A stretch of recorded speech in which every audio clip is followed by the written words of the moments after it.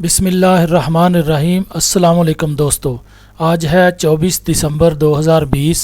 آج کی اہم خبریں۔ نئے قسم کا کرونا وائرس بچوں کو زیادہ متاثر کر سکتا ہے، یہ کہنا ہے ماہرین کا۔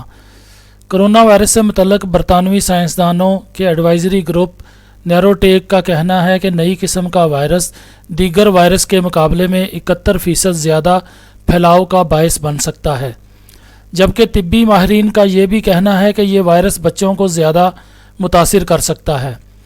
برطانوی حکام کے مطابق نئے وائرس کا پھیلاؤ ممکنہ طور پر جنوب مشرقی انگلینڈ سے شروع ہوا ہے اور ان علاقوں میں بکنگم شائر، آکسفورڈ شائر، کینٹ اور سرے کاؤنٹیز کے نام شامل ہیں۔ عالمی ادارہ صحت کا کہنا ہے کہ برطانیہ میں وائرس کی نئی قسم کے پھیلاؤ اور خطرے کا جائزہ لینے کے لیے اہم اجلاس آج ہوگا۔ دوسری جانب برطانیہ اور فرانس میں آج سے سرحد کھولنے کا معاہدہ طے پا گیا ہے۔ معاہدے کے تحت برطانیہ سے فرانس داخل ہونے والے بس ڈرائیوروں کو کرونا ٹیسٹ کرانا لازمی ہوگا۔ آپ دیکھ رہے ہیں گولڈن نیوز چینل۔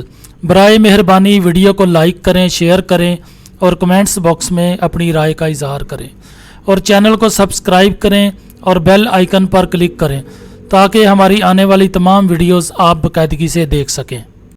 اگلی خبر میں ہم بات کریں گے، امریکی صدر نے $740 ارب کے دفاعی بل کو ویٹو کر دیا۔ بین الاقوامی میڈیا کے مطابق امریکی صدر ڈونلڈ ٹرمپ نے $740 ارب کے سالانہ دفاعی بل کو ویٹو کر دیا اور دفاعی بل کو روس اور چین کے لیے تحفہ قرار دیا۔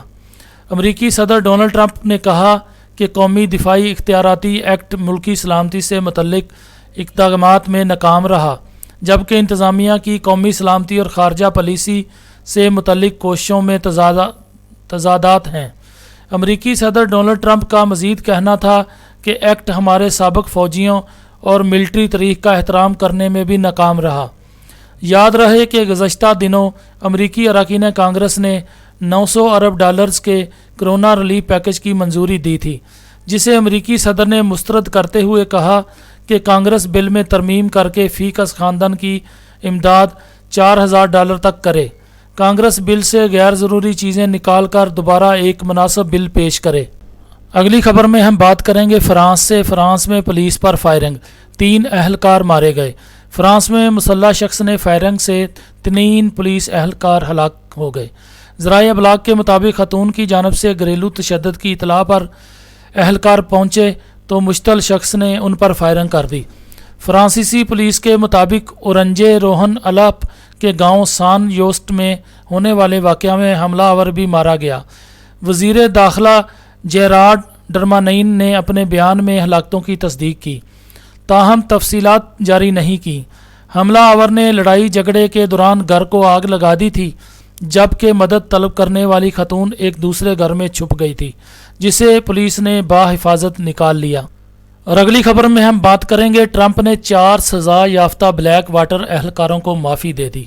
امریکی صدر ڈونلڈ ٹرمپ نے 2007 عیسوی کے دوران عراق میں شہریوں کے قتل میں ملوث 4 سزا یافتہ بلیک واٹر اہلکاروں کو مکمل معافی دے دی۔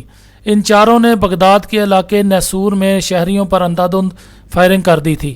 فائرنگ کے نتیجے میں 9 سالہ بچے سمیت 14 عراقی شہری جاں بحق ہو گئے تھے۔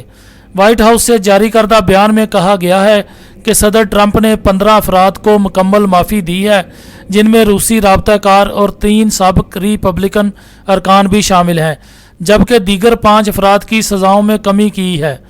ٹرمپ کی انتظامیہ مہم کے سابق مشیر جارج پاپاڈو پولیس کو بھی مکمل معافی مل گئی ہے، جنہوں نے روسیوں کے ساتھ اپنے روابط کے بارے میں وفاقی اداروں سے جھوٹ بولنے کا اعتراف کیا تھا۔ صدر ٹرمپ کی روس کے ساتھ مبینہ روابط کے حوالے سے ہونے والی رابرٹ میولر تحقیقات سے تعلق رکھنے والے ایک ڈچ وکیل الیکس وان ڈیر زوان کو بھی مکمل معافی دی گئی ہے۔ اور اگلی خبر میں ہم بات کریں گے، اسرائیل سے 5ویں مسلمان ملک سے تعلقات کے لیے اسرائیل پر امید۔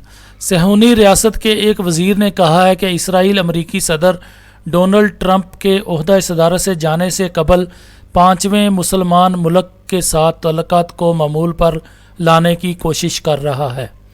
خبررساں اداروں کے مطابق علاقائی تعاون کے اسرائیلی وزیر اوفیرا کونیس نے تصدیق کی کہ ایک اور یعنی 5ویں ملک کے ساتھ تعلقات کو معمول پر لانے سے متعلق اعلان امریکہ کرے گا۔ تاہم انہوں نے ملک کا نام لینے سے انکار کرتے ہوئے کہا کہ 2 اہم امیدوار تھے۔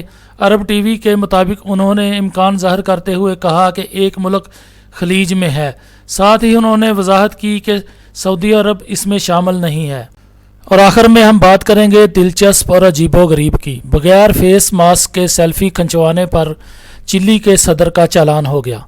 چلی کے صدر پر کرونا وائرس وبا کے دوران ماسک پہنے بغیر ساحل سمندر پر سیلفی کھنچوانے کے جرم میں 3,500 پاؤنڈ کا جرمانہ عائد کر دیا گیا۔ چلی کے تمام عوامی مقامات پر ماسک پہننے کے سخت اصول ہیں اور خلاف ورزیوں پر بھاری جرمانہ اور قید کی سزا بھی کاٹنی پڑ سکتی ہے۔ رواں مہینے کے اوائل میں سوشل میڈیا پر چلی کے صدر ایک ساحل سمندر پر ایک اجنبی کے ساتھ بغیر ماسک کے سیلفی کھنچواتے ہوئے منظر عام پر تصویر ان کی آئی، جس کے فوراً بعد صدر نے معذرت کی، تاہم ان پر 3,500 پاؤنڈ کا جرمانہ عائد کر دیا گیا۔